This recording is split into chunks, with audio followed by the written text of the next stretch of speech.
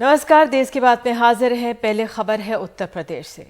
आज बनारस में काशी विश्वनाथ मंदिर के करीब ज्ञानव्यापी मस्जिद से जुड़े एक मामले पर इलाहाबाद हाई कोर्ट ने रोक लगा दी है।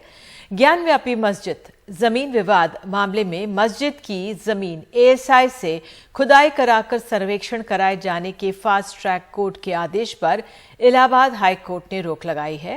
अप्रैल 8 को वाराणसी कोर्ट ने एएसआई को अनुमति दी थी कि वो ज्ञानव्यापी मस्जिद का सर्वे करे। गौरतलब है कि हिंदू पक्ष का आरोप रहा है कि मुगल शासक औरंगजेब ने 2000 साल पहले काशी विश्वनाथ मंदिर के कुछ हिस्से को गिराकर ये मस्जिद 1669 में बनाई, लेकिन ज्ञानव्यापी मस्जिद मैनेजमेंट कमेटी ने इसे खारिज किया है। तो जो आज काशी विश्वनाथ मंदिर परिसर में ज्ञानव्यापी मस्जिद के एएसआई सर्वे पर इलाहाबाद के हाई कोर्ट ने रोक लगा दी। वाराणसी निचली अदालत में चल रहे सुनवाई पर भी रोक अब लगा दी है। 2 हफ्ते बाद हाई कोर्ट इस पर आगे की सुनवाई करेगा। हाई कोर्ट ने सभी पक्षों से 2 हफ्ते में जवाब दाखिल करने को कहा है। याचिकाकर्ता के वकील विष्णु शंकर जैन ने कहा है कि 2 हफ्ते बाद हम हाई कोर्ट के सामने केस से जुड़ी जानकारी रखेंगे। वाराणसी कोर्ट के बाद senior advocate SAF Naqvi, advocate Ahmad Faizan ने दलील दी और पुनीत गुप्ता भी साथ में उन्होंने याचिका दी थी कि इलाहाबाद हाई कोर्ट ने पहले ही अपना जजमेंट रिजर्व रखा हुआ है। तो इस पर आज जस्टिस प्रकाश पांडे की सिंगल बेंच ने फैसला सुनाया है। और इस मसले को और बेहतर तरीके से समझने के लिए हमारे साथ हमारे 2 खास सहयोगी हैं। कमाल खान लखनऊ से हैं, आशीष भार्गव जो कानूनी मामलों के एक्सपर्ट हैं। कमाल, मैं पहले आपके पास आऊंगी। थोड़ा ये समझाइए, कितना पुराना 1991 शायद तब से मामला है, लेकिन थोड़ा आप हमें इस मामले के बारे में समझाइए, कब से चला आ रहा है। देखिए, ऐसा है कि 8 सितंबर 1991 को places of worship special provisions act आ गया था, जिसमें यह कहा गया था कि 1947 में देश में धार्मिक स्थानों की जो स्थिति है उसको ऑल्टर नहीं किया जा सकता है। इस एक्ट के आने के 1-2 महीने के बाद बनारस के सिविल कोर्ट में एक पिटीशन फाइल हुई कि जो मस्जिद का कंपाउंड है ये मंदिर की मिल्कियत है, क्योंकि यहां पहले मंदिर था, तो इसको शिफ्ट किया जाए और यहां पे मंदिर मतलब एक तरह से उस पर दावा पेश किया गया मस्जिद की जगह पे। जो मस्जिद कमेटी थी उसने इसकी मेंटेनेबिलिटी के ऊपर ऑब्जेक्शन किया और कहा कि कोर्ट इसकी सुनवाई नहीं कर सकती है, तो कोर्ट ने इसको खारिज कर दिया। फिर वो डिस्ट्रिक्ट जज की कोर्ट में गया, डिस्ट्रिक्ट जज ने इसको पार्शियली अलाउ किया। उसको उन्होंने इलाहाबाद हाई कोर्ट में चैलेंज किया था और इलाहाबाद हाई कोर्ट में केस चल रहा था। इलाहाबाद हाई कोर्ट ने उसको स्टे कर दिया था। बाद में 2019 में कोई सुप्रीम कोर्ट में एक मसला आया था जिसमें सुप्रीम कोर्ट ने कहा था कि 6 महीने से ज्यादा जो स्टे हैं और अगर उनको फर्दर ऑर्डर्स के जरिए नहीं बढ़ाया गया है तो वो वेकेट हो जाएंगे। तो लिहाजा जो लोग यहां पे मंदिर पक्ष के आए थे वो फिर बनारस की अदालत में गए। उन्होंने कहा कि इसका स्टे वेकेट हो गया है, आप उस पर फिर सुनवाई शुरू कर दीजिए। बाद में जो सुनवाई हुई उसके ऊपर भी बाद में स्टे हो गया था। मार्च में इसी साल उसके ऊपर इलाहाबाद हाई कोर्ट ने उस पर जजमेंट रिजर्व कर लिया है। अप्रैल में वहां की सिविल कोर्ट ने एक ऑर्डर किया और कहा कि जो ज्ञानवापी कंपाउंड है एएसआई के एक्सपर्ट से इसका एक सर्वे कराया जाए, जियो पेनिट्रेशन सिस्टम से करा जाए, जरूरी हो तो उसके अंदर खुदाई करके भी कुछ थोड़ा एरिया बताया कि एक बार में 4x4 की खुदाई की जाए। मस्जिद के अंदर भी जाने की एएसआई को अनुमति दी और कहा कि ये वो तय करे कि क्या इसके नीचे क्या कोई मंदिर था जिसको तोड़ करके मस्जिद बनाई गई है। इसके लिए उन्होंने कमेटी बनाने के लिए कहा था। तो हाई कोर्ट में इस ऑर्डर को उन्होंने चैलेंज किया था मस्जिद कमेटी ने और सुन्नी सेंट्रल वक्फ बोर्ड ने। उनका कहना था कि जब इसी मसले पे मार्च में हाई कोर्ट अपना फैसला सुरक्षित रख चुका है तो अप्रैल में उसकी जो सबऑर्डिनेट कोर्ट है वो कैसे इसके ऊपर कोई नया आदेश कर सकती है। बिल्कुल, यही आज हाई कोर्ट ने इसी मुद्दे पे इसको स्टे किया है। बिल्कुल। आशीष, मैं आपसे समझना चाहूंगी इसकी आगे कानूनी राह कैसे देख रहे हैं, क्योंकि वाकई में अगर इलाहाबाद हाई कोर्ट अपना जजमेंट रिजर्व रखता है तो इस पे जो फास्ट ट्रैक वाराणसी की कोर्ट है वो कैसे कर देती है आदेश, या किस तरह से आप हमारे दर्शकों को समझाइए कानूनी मामला। जी देखिए निधि, ये एक ऐसा कानूनी दांव पेच है जो खेले जा रहे हैं। आप देखिए कि ये सब तमाम जो गतिविधियां हुई हैं, ये अयोध्या का जब फैसला आया है पिछले साल नवंबर में, उसके बाद से ये सब चीज़ें नवंबर के बाद से चलनी शुरू हुई 2019 के। तो यहाँ पर अब कहानी सिर्फ ट्रायल कोर्ट में नहीं है। काशी विश्वनाथ और ज्ञानवापी मस्जिद जैसे मुद्दे ये ट्रायल कोर्ट में भी हैं, यानी निचली अदालत में भी हैं, हाई कोर्ट में भी हैं और सुप्रीम कोर्ट में भी हैं। तो यहाँ पर दो बड़ी चीजें हुई थी। पहली चीज ये हुई थी कि कुछ याचिकाकर्ता फिर से बनारस की सिविल कोर्ट में गए थे और उन्होंने सिविल सूट दाखिल किया था कि ये जमीन मंदिर की जमीन है, इसको वापस दिया जाए, इस पर सर्वे कराया जाए और ये जमीन हमें वापस दी जाए। तो और इसी तरीके से कुछ हिंदू पक्ष के लोग जो हैं वो सुप्रीम कोर्ट भी पहुंचे थे और उनका ये कहना था कि जो 1991 में जो केंद्र सरकार एक प्लेसेस ऑफ वर्शिप एक्ट लेकर आई थी, उसको बदलने की जरूरत है। उसको चैलेंज किया है यहाँ पर, क्योंकि उनका ये कहना कि आप पूजा करने का अधिकार इस तरीके से छीन नहीं सकते, याचिकाकर्ताओं का किसी कोर्ट में जाने का अधिकार छीन नहीं सकते हो। हालांकि सुप्रीम कोर्ट ने अभी उस पर सुनवाई नहीं की है। तो यहाँ पर बहुत सारे मुद्दे हैं, क्योंकि मुद्दा सिर्फ काशी का नहीं है, मुद्दा मथुरा कृष्ण जन्मभूमि का भी है और वहाँ पर भी इसी तरीके से सिविल कोर्ट में ये मामले चल रहे हैं। लेकिन 1991 का जो केंद्र का जो प्लेसेस ऑफ वर्शिप एक्ट था, उसको उस समय किसी ने चैलेंज नहीं किया था। उसमें सीधे तौर पर कहा गया था कि राम जन्मभूमि और बाबरी मस्जिद के विवाद को छोड़कर, क्योंकि वो बहुत पहले से चला आ रहा था, वो अंग्रेजों के ज़माने से चला आ रहा था मुद्दा, उसको छोड़कर 1947 15 अगस्त की रात 12 बजे से जो भी धर्म के लोगों का कब्जा जिस पर है, जो धर्म की पूजा जिस धर्मस्थल पर हो रही है, वो उसी पर होती रहेगी और इसको कोर्ट ऑफ लॉ में, कानून की अदालत में चुनौती नहीं दिया जाएगा। तो उस समय किसी ने इसको चैलेंज नहीं किया। लेकिन अयोध्या के जजमेंट में सुप्रीम कोर्ट ने इस जजमेंट पर मोहर लगाई और कहा कि भारत के सामाजिक और धार्मिक जो सांप्रदायिक ताने बाने को बनाए रखने के लिए ये एक्ट बहुत अहम है। इसलिए किसी और मुद्दे पर, अयोध्या का मुद्दा उसने डिसाइड कर दिया, अब किसी और धार्मिक मुद्दे पर इस तरह की लिटिगेशन ना हो तो अच्छा है, कानूनी विवाद ना हो तो अच्छा है अदालतों में।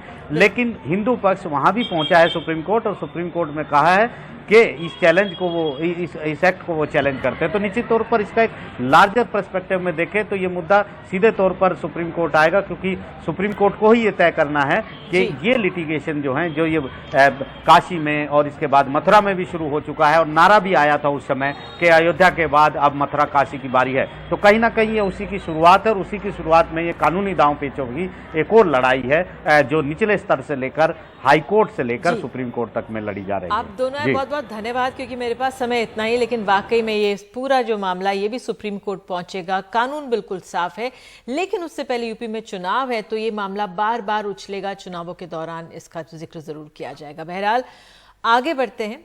काशी विश्वनाथ के बाद हम बात वैष्णो देवी की मंदिर की कर रहे हैं। राहुल गांधी आज से 2 दिन के जम्मू दौरे पर हैं। यहाँ उन्होंने वैष्णो देवी मंदिर पहुंचकर दर्शन किए, पैदल उन्होंने यात्रा की। राहुल का 1 महीने में जम्मू कश्मीर का ये दूसरा दौरा है। अगस्त में राहुल गांधी ने श्रीनगर में कांग्रेस पार्टी के दफ्तर का उद्घाटन किया था। और अब बात हम अपने बच्चों की सेहत की करते हैं। फिरोजाबाद मेडिकल कॉलेज में डेंगू से मरने वाले बच्चों की तादाद तो 55 हो चुकी है, लेकिन बुखार अब यहाँ के 1 दर्जन से ज्यादा गांव में फैल गया है, जहां कई बच्चों की मौत हो गई है। गांव में बड़े पैमाने पर लोग घर पर और झोला छाप डॉक्टर से इलाज करा रहे हैं। बुखार के शिकार बच्चों से यहाँ के प्राइवेट अस्पताल और नर्सिंग होम भरे पड़े हैं। अल्लाह हमारे शहर में जो बुखार की वबा फैली हुई है, इससे हम सबको शिफा अता फरमा। या अल्लाह इस डेंगू बुखार से हमारे सूबे के और पूरे मुल्क के बच्चों को शिफा अता फरमा। फिरोजाबाद के एक पुराने से खस्ताहाल मदरसे में बच्चों की मौत से गमज़दा बच्चे और उनके उस्ताद खुदा से उनकी ज़िंदगी और अच्छी सेहत के लिए दुआ कर रहे हैं। बुखारज़दा बीमार बच्चों के लिए कुरान की तिलावत भी की गई। बहुत से बच्चे इस वक्त अस्पताल में बीमार हैं, अस्पताल के बेडों पर हैं और मौत और ज़िंदगी से जूझ रहे हैं। तो हमारी इंतज़ामिया कमेटी ने, हम लोगों ने ये विचार किया कि इस सिलसिले में अल्लाह ताला से दुआ करनी चाहिए। कुरान खानी कर कर, कुरान पढ़कर अल्लाह ताला से दुआ करेंगे कि अल्लाह ताला इन बच्चों को और पूरे मुल्क के बच्चों को ख़ास तौर से इस बुखार से महफूज फरमाए और शिफा अता फरमाए। लेकिन 6 साल के शिवांक की किस्मत में ज़िंदगी बस इतनी ही थी। घर वालों का रो रो के बुरा हाल है। चंद दिनों पहले बिल्कुल भला चंगा था, बुखार आया, पहले फिरोजाबाद में भर्ती किया। इलाज से नाखुश माँ बाप आगरा ले गए, लेकिन बच नहीं सका। एक तो आज ही भैया क्या कहते हैं, करीब 6-7 साल का बच्चा है, आगरा से उसको लेके आए हैं, वहाँ पर हेलमेट था, उसकी मौत हुई है। स्वास्थ्य विभाग की कोई टीम आई है अभी तक? कोई टीम नहीं आई है यहाँ पर, हमारे यहाँ पर कोई दवाई बांट रहे हैं? कोई दवाई नहीं बैठी है, कोई सुनवाई ही नहीं है यहाँ पर। फिरोजाबाद के 1 दर्जन से ज्यादा गांवों में सैकड़ों लोग बुखार के शिकार हैं। इनमें से तमाम का इलाज उनके घर पे ही चल रहा है। यहाँ घर के बरामदों में खाट पे लेटे बच्चों को ड्रिप्स चढ़ाई जा रही है। स्वास्थ्य विभाग अभी गांवों तक नहीं पहुंचा है। डेंगू के फैलने से 5 तो ट्रेजेडी हो चुकी हैं, जिसमें 3 नंगला गोकुल, 2 मुस्ताबाद में जो ग्राम पंचायत चंदवार में आते हैं, और लगभग 100-125 बच्चे पूरे गांव में अभी इस डेंगू की महामारी से गिरते हैं, जो हॉस्पिटलों में सरकारी दिल्ली आगरा भर्ती हैं इस समय भी।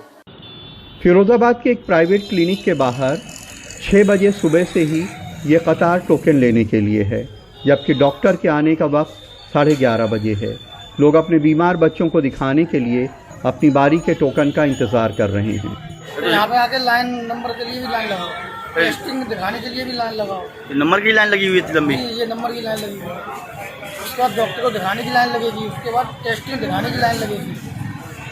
यहाँ की स्थिति बहुत खराब है। गांवों में बीमारियों और उनके खतरों को लेकर के जागरूकता का अभाव है। ऐसे में अगर फिरोजाबाद के गांव में डेंगू फैल रहा है तो ये खतरनाक संकेत है। उनके लिए बड़े पैमाने पे जागरूकता अभियान चलाने और दवा इलाज का इंतजाम करने की जरूरत होगी। फिरोजाबाद में जितेंद्र और लखनऊ में कैमरामैन राजेश गुप्ता के साथ कमाल खान, एनडीटीवी इंडिया। और बिहार में भी बच्चों के बीच वायरल बुखार के बढ़ते मामले देखते हुए राज्य सरकार ने अलर्ट जारी किया है। कई विद्यालय अब 5वीं तक क्लास फिर से ऑनलाइन करने जा रहे हैं। पटना मेडिकल कॉलेज अस्पताल के शिशु वार्ड का बृहस्पतिवार को ये नजारा था। सभी बेड भरे हुए थे। छपरा से आई नीता देवी पिछले शुक्रवार से यहाँ अपने बच्चे का इलाज करा रही हैं। मेरे बच्चों को फीवर हुआ और जॉन्डिस हो गया, उसमें पेट में दर्द था, और हम छपरा दिखाएं, वहाँ से वहाँ पर आए हैं। अभी तो कंट्रोल नहीं है, थोड़ा सा सुधार है। पटना से दूर मोतिहारी के जिला अस्पताल के पीकू वार्ड का ये दृश्य देखिए। लोग अपने बच्चों के साथ इलाज करा रहे हैं। हालांकि विशेषज्ञ चिकित्सकों का कहना है कि इस बार हर जगह बढ़ी हुई संख्या के पीछे कोरोना का डर भी है। मरतबा लोग भी बहुत ज़्यादा जागरूक हैं। एक तो सबसे बड़ी बात है कि लोगों में जागरूकता बहुत ज़्यादा हो गई है कोविड के बाद, इसलिए जल्द से जल्द लोग रिपोर्ट किया करते हैं। दूसरा ऐसा है कि अभी एक बैग जो इस सीज़न का जो बदलाव हुआ है, इसके वजह से ये जो वायरस है बहुत तेज़ी से, और ख़ास करके जो कोविड एप्रोप्रिएट बिहेवियर लोगों ने छोड़ दिया कुछ दिनों से, ऐसा देखा जा रहा है खास करके। तो इसकी वजह से ये बीमारियां जो है, जो ये संक्रामक बीमारियां हैं, और वायरस तो बहुत तेज फैलता है, इसलिए अभी एक बैग जो है केसेस ज़्यादा हो गया है। हालांकि बिहार सरकार ने सतर्कता बरतने का आदेश सभी जिला और सरकारी मेडिकल कॉलेज को भेजा है, लेकिन उसका अभी भी दावा है कि मरीज भले बढ़ रहे हों, लेकिन चिंता की बात नहीं। जो छोटे बच्चे हैं उनका आना ज़्यादा हुआ है, लेकिन मैंने चिकित्सकों से बात की है, विशेषज्ञ चिकित्सकों से बात की है, विभिन्न मेडिकल कॉलेज के सुपरिटेंडेंट से बात किया है। सभी का कहना है कि ये वायरल फीवर है और उसी का इलाज किया जा रहा है और बच्चे स्वस्थ हो रहे हैं। लेकिन राज्य सरकार अब विद्यालयों को इस बढ़ती बीमारी के मद्देनजर फिर से ऑनलाइन क्लास पर वापस जाने को सलाह दे रही है। मोतिहारी से पंकज और पटना से कैमरामैन हबीब अली के साथ मनीष कुमार, एनडीटीवी इंडिया के लिए। और देश की बात में आगे, करनाल में किसानों का घेराव जारी, प्रशासन और किसानों के बीच बातचीत अटकी।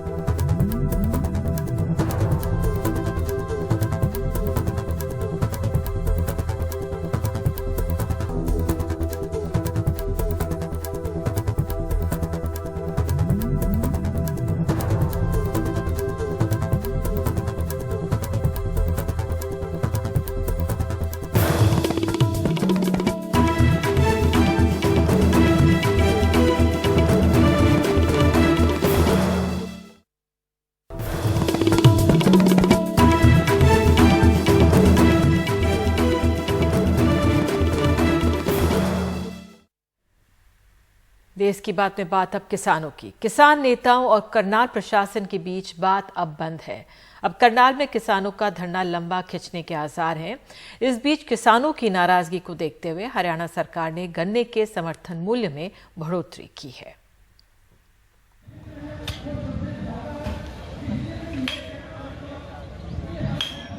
हरियाणा के मुख्यमंत्री मनोहर लाल खट्टर की सियासी जमीन करनाल में अब किसान लंबे समय तक धरना देने की तैयारी कर रहे हैं।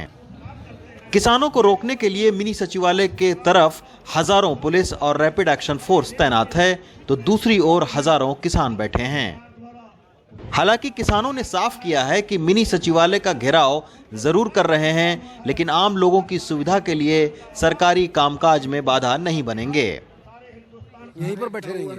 लेकिन मिनी सचिवालय का कामकाज चलता रहेगा, उनको आप लोग कोई परेशान नहीं उसे हम कोई डिस्टर्बेंस नहीं करेंगे। अच्छा। हम यहाँ पर धरना जारी रखेंगे। अच्छा। और जो काम करवाने वाले हैं वो आदमी काम करो, हम उन्हें कोई तकलीफ नहीं देंगे। लेकिन जब तक हमारी मांगे पूरी नहीं होंगे इतने तक धरना जारी रहेगा। धरना स्थल पर बड़े अधिकारी सुरक्षा व्यवस्था का लगातार जायजा ले रहे हैं, लेकिन वहीं बैठे किसानों से गुरुवार को प्रशासन ने कोई बातचीत नहीं की।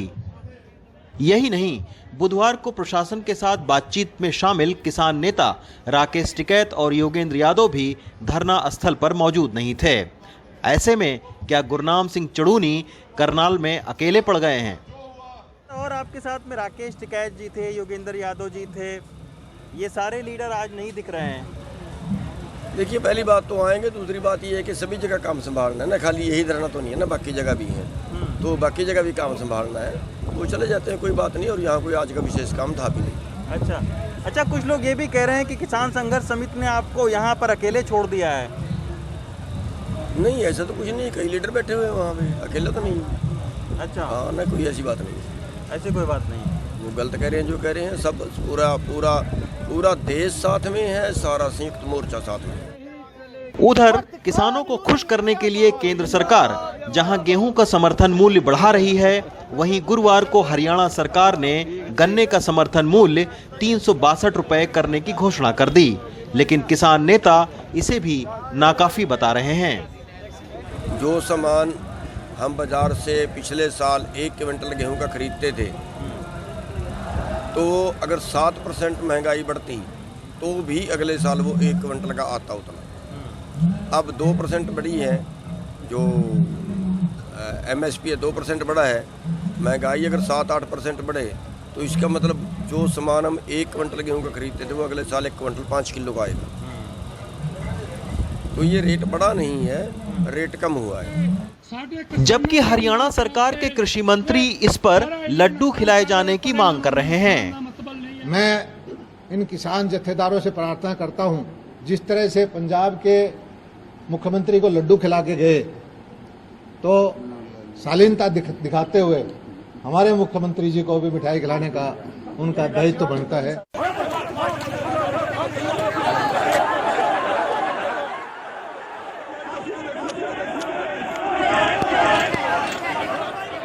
किसानों की मांग है कि लाठीचार्ज के जिम्मेदार SDM आयुष सिन्हा को बर्खास्त किया जाए और घायल किसानों को 2 लाख रुपए का मुआवजा मिले। लेकिन सरकार इनकी मांगों को मानने को तैयार नहीं है। इसी के चलते करनाल में किसानों ने खुद चंदा इकट्ठा करके महेंद्र पूनिया जैसे घायल किसानों को 11-11 हजार रुपए भी दिए। फिलहाल किसान भी पीछे हटने को तैयार नहीं है, लेकिन हाल फिलहाल के संकेतों से साफ है कि केंद्र सरकार से लेकर राज्य की सत्ता में बैठी बीजेपी कृषि कानून से लेकर मुआवजे तक की किसानों की मांग पर गंभीर नहीं है। अब सबकी निगाहें किसानों की अगली रणनीति पर लगी हुई हैं। चंडीगढ़ से गजाली और करनाल से अशोक माले के साथ रवीश रंजन शुक्ला, NDTV इंडिया।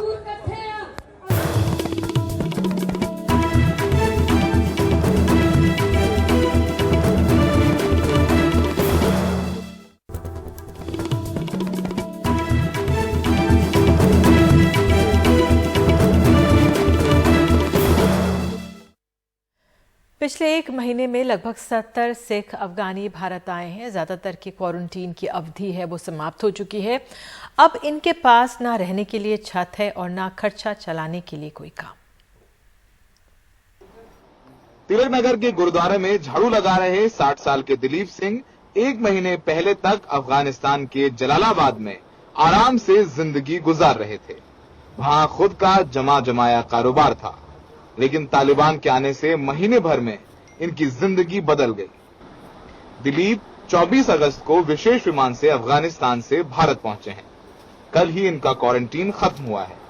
अब यही गुरुद्वारा इनका घर है और यहाँ की सेवा इनका रोजगार। हम गुरुद्वारे की सेवा भी करते थे और दुकानदारी भी करते थे। बिजनेस था आपका वहाँ पे? ना, छोटी दुकान थी। अब यहाँ क्या कर रहे हैं? हम यहाँ आए हैं, सोचते हैं क्या करिए, बेकार है हम इधर आए बेकार हैं, सोचते क्या करिए। मोदी सरकार से धन्यवाद करते हैं कि सारे हेल्प करे, आसानों कार दी जगह और बच्चे की पढ़ाई के लिए और सब कुछ कोशिश करे किसानों को मिल जाए। अच्छा, तो आप यहाँ पर, वहाँ आपकी दुकान थी, यहाँ पर कुछ नहीं है आपके कुछ नहीं, गुरुद्वारे में सेवा कर रहे हैं? गुरुद्वारे में सेवा कर रहे हैं। यही कहानी सभी सिख शरणार्थियों की है जो अपना घर बार छोड़कर भारत पहुंचे हैं। अब ऐसे नहीं, कुछ भी नहीं है हमारे पास, रहने की जगह नहीं है और सब काम हमारा उधर था वो सब खराब हो गया, खाने के लिए पैसे नहीं है, रहना मुश्किल है ना इधर, पैसे बगैर तो कुछ होता ही नहीं है, बच्चों की पढ़ाई नहीं है। अभी तो हमारा प्रधान साहब सेवा कर रहे हैं गुरुद्वारे में, लंगर की सेवा सब कुछ कर रहे हैं। अभी गुरुद्वारे से ही चल रहा है? हाँ, सब गुरुद्वारे से चल रहा है। जो सिख पहले भारत आए हैं उनके लिए भी जीवन यापन बहुत मुश्किल है। भारत का पहचान पत्र न होने के कारण न ये लोग कोई ढंग की नौकरी कर सकते हैं, न घर खरीद सकते हैं और न ही अच्छे प्राइवेट स्कूलों में अपने बच्चों का दाखिला करा सकते हैं। मंजीत कौर अपने छोटे बच्चे के साथ काबुल से आई हैं, पर अब नहीं पता कि आगे क्या होगा। हम लोग यहाँ पर बहुत सी ज़्यादा प्रॉब्लम्स फेस कर रहे हैं। ज़िंदगी हमारे लिए यहाँ पर रहना बहुत ही ज़्यादा मुश्किल है। हम लोग यहाँ पर आए तब हमारे पास कुछ भी नहीं था। हम लोग यहाँ पर आए, हमारे हर तरफ से प्रॉब्लम्स हैं। या भी हमारे NGO यहाँ पर हमारी हेल्प करते हैं, या भी कि गुरुद्वारे हमारे मर्दों का काम करनी है या वो दुकानों पर जाकर काम करते हैं। उसके अलावा हम लोग जिन हालात में वहाँ पर छोड़ कर आए, हमारे लिए सब कुछ वहाँ पर छूट गया हमारा। यूनाइटेड सिख और सोबती फाउंडेशन जैसे कुछ NGO हैं जो इन शरणार्थियों की मदद के लिए आगे आए हैं। अब ये है कि इनके पास कोई भी इंडियन आइडेंटिटीज़ नहीं है। विदाउट इंडियन आइडेंटिटी ये कुछ भी फैसिलिटीज़ यहाँ इंडिया में अवेल नहीं कर सकते। और ख़ासकर जो इनको वीज़ा दिया गया है, वीज़ा में कैटेगोरिकली ऑब्जर्वेशन 12 में लिखा गया है कि they are not allowed to do any jobs, businesses और एजुकेशन। तो अगर ये बेसिक 3 चीज़ें इनको यहाँ पे नहीं मिलेंगी तो इनके यहाँ रहने या न रहने का कोई वही नहीं रहता कि किस लिए यहाँ आए हुए हैं ये लोग। नया नागरिकता कानून अभी लागू तो नहीं हुआ है, लेकिन उसके तहत सिर्फ उन्हीं गैर मुस्लिम शरणार्थियों को नागरिकता मिलेगी जो 2014 से पहले भारत आए। यही वजह है कि बड़े सिख संगठन नागरिकता कानून में बदलाव की मांग कर रहे हैं। जो लोग अफगानिस्तान से यहाँ आ चुके हैं वो भारत सरकार के शुक्रगुजार हैं, लेकिन अब इनके पास समस्या है कि इनका सब कुछ पीछे छूट गया। न रहने के लिए इनके पास छत है, न रोजगार, और काम भी नहीं मिल सकता क्योंकि यहाँ के कागज़ नहीं हैं। तो इनकी उम्मीद और दरख्वास्त सरकार से यही है कि इनके लिए कोई ऐसी स्कीम लाएं जिससे ये भी मुख्य धारा में आ सकें, यहाँ नौकरियाँ कर सकें और यहाँ हिस्सेदारी भी ले सकें। सहयोगी संजय कौशिक के साथ सौरभ शुक्ला, NDTV इंडिया।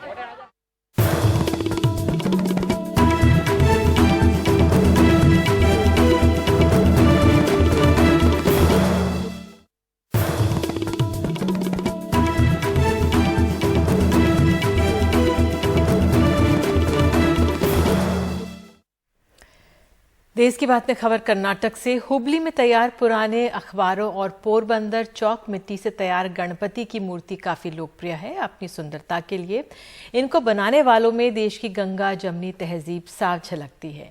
हिंदू मुस्लिम मिलकर इन्हें बनाते हैं।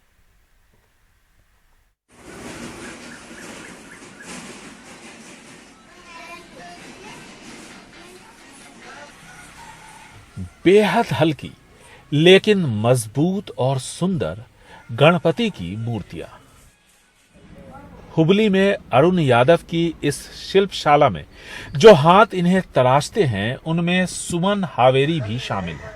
जो पिछले 2 सालों से इस काम में लगी है।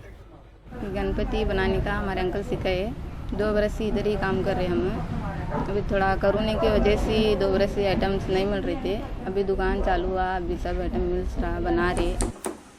अरुण यादव की शिल्पशाला में ग्रीन गणपति तैयार होते हैं, यानी ऐसी मूर्तियां जो पर्यावरण को नुकसान नहीं पहुंचाती।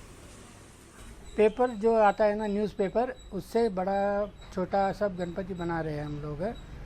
ये पेपर कटिंग करके उसको भिगो के मिक्सी करके उसमें अपना गुजरात का एक मट्टी आता है, पोरबंदर मट्टी, और चॉक पाउडर आता है, वो दोनों मिक्स करके गम डाल के मिक्स करके वो पेस्ट तैयार कर लेते हैं। वो पेस्ट रेडी होने के बाद मोल्ड में डाल के गणपति मूर्ति निकालते हैं पहला, और उसका अलग अलग हाथ और सोंड सिर सब अलग अलग पार्ट्स आते हैं, वो सब मिला के मूर्ति तैयार कर लेते हैं हम लोग। हम पीओपी का मूर्ति बनाने का बंद कर दिया अभी, ये पेपर का ही गणपति बना रहे हैं हम लोग।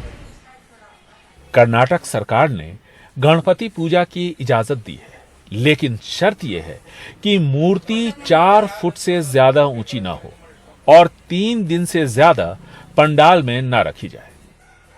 हुबली से ब्यूरो इनपुट के साथ बेंगलुरु से निहाल किदवई, एनडीटीवी इंडिया। और इसी खबर के साथ देश की बात में आज के लिए इतना ही। नमस्कार।